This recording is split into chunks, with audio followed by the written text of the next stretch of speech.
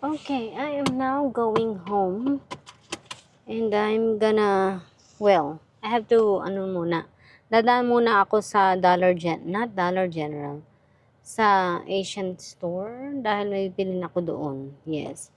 Bibili ako ng pandagdag sa pangregalo ko sa anak ko kasi regalo ko siya. Birthday kasi niyang kahapon dapat pero hindi ko siya nabilhan ng regalo dahil nga ako ay may trabaho. Sobrang pagod na pagod ako kahapon. Kaya hindi ko na nagawang makapamili. Kaya cake na lang ang binili ko kahapon. Tapos, ngayon naman is labas ko na. Day off ko naman bukas. Kaya meron akong energy para makapag-shopping kumbaga.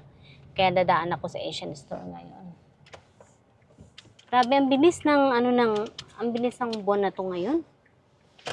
Pakiramdam ko is masyadong mabilis ang mga pangyayari.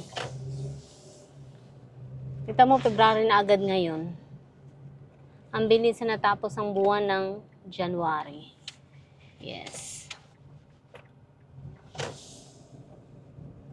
Okay naman. Yung pagpasok ko is okay naman. Medyo nandun pa rin yung pangamba ko, yung nervyos ko. Hindi naman mawawala yan.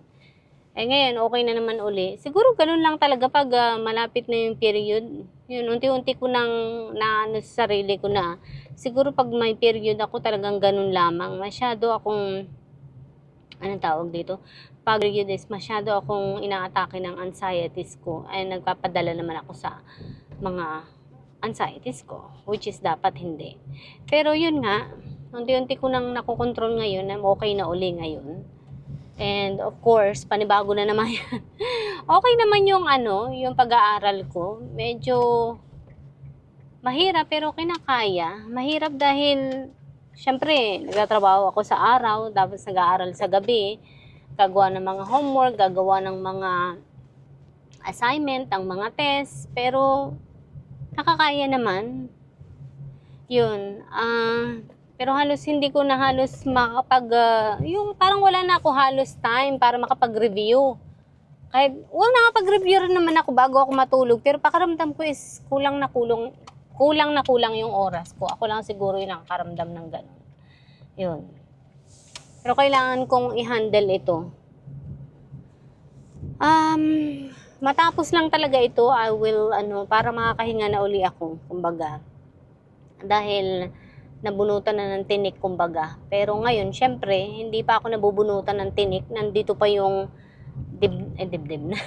Nandito pa yung mga pag-aalala ko, nandito pa yung bigat sa dibdib ko, yung mga isipin ko. Pero kailangan kong tiisin dahil nga for the change, ganyan. Nandun yung pag-aalala ko na kayanin ko kaya yung buhay na ito, itong pinasok ko, itong papasukin ko. Alam mo yun? Parang nag-aalala ako or ako sa sarili ko, nag-aalangan ako. Parang nawawalan ako ng tiwala sa sarili ko na ano ba, kayanin ko ba to? Baka naman hindi ko kayanin to. Baka sukuan ko din to, kagaya ng nursing, di ba? Na sinukuan ko. Pero Lord, siguro naman hindi. Yun. Basta bahala na. Tapos, andun yung hindi ko pa alam kung saan ako magtatrabaho uli. Pagka nakagraduate na ako, pag nakatapos na ako ng pag-aaral. Hindi ko alam.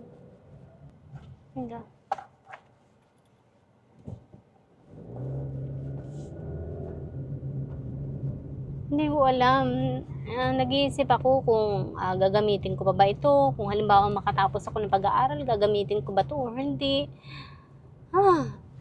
Tapos, saan ako magtatrabaho? Parang nasa isip ko yung bumalik ng ospital. Pero, yun lang naman yung pinakang na trabaho dito, ospital. Paano kaya?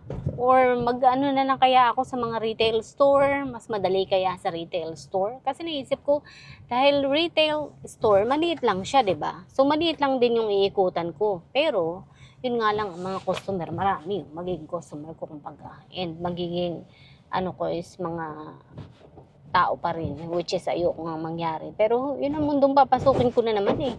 Pero sabi nila, pwede nga ako mamili, diba? Pwede akong inpatient, outpatient, something like that. Yung hindi ko kailangan makapag-deal sa mga pasyente or customer, di ba? Bahala na, Lord. Hindi ko alam kung anong plano mo sa akin. Ikaw nang bahala para sa akin, you know? Nakakaya ko naman, pero sabi ko nga, medyo hindi nawawala yung pangamba ko, yung takot ko tuwing papasok ako. Buti na lang nakatulong talaga yung anxiety medicine ko. Na kahit paano is maibsan yung aking mga pag-aalala, yung mga pag-aalinlangan, yung mga takot, yung mga nervyos.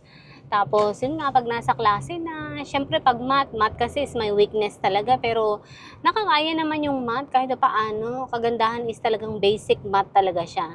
So, talagang yung araw-araw, yung na ginagawa natin or ginagamit natin is yun yung ginagamit ko pa rin ngayon sa pag-aaral. So, kaya sabi ko makakaya ko sa trabaho ko nga.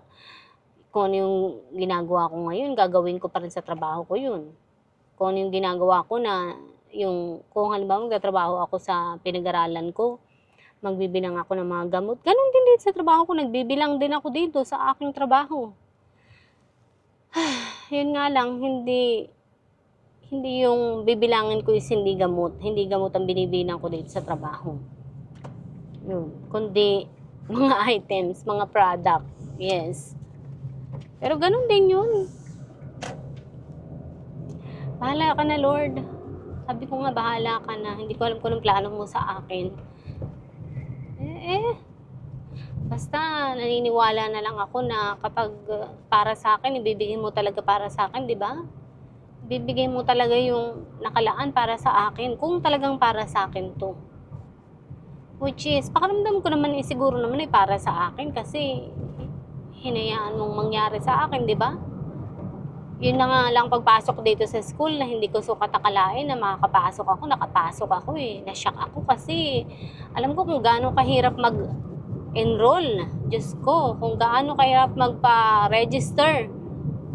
Kasi sinubukan ko na noon, Diyos ko. Lalo na kapag ikaw ay nag-aaral sa ibang, yun nga, sa Pilipinas, iba, hindi naman dito nag-aaral.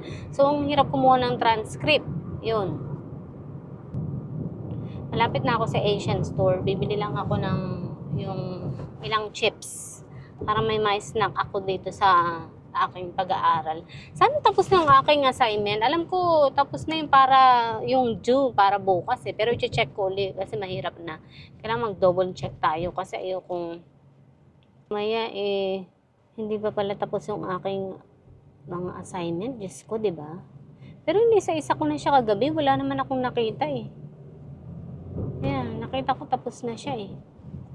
Kaya siguro tapos na siya. But, double, triple check ko ulit siya. Kasi ayokong ma-miss yung ibang mga test or assignment na ang due ay hanggang bukas. Diyos ko. Pero sabi ko nga, ang alam ko, tapos ko na siya lahat. Ang ginagawa ko na lang ngayon is yung due para sa 10, sa February 10 at 11. Yun. Yun ang alam kong malapit na.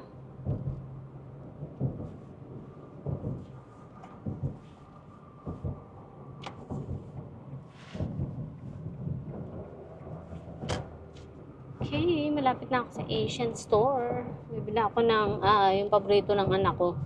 Yung, gusto niya yung roller coaster na chips, potato chips. Yun ang bibiling ko doon.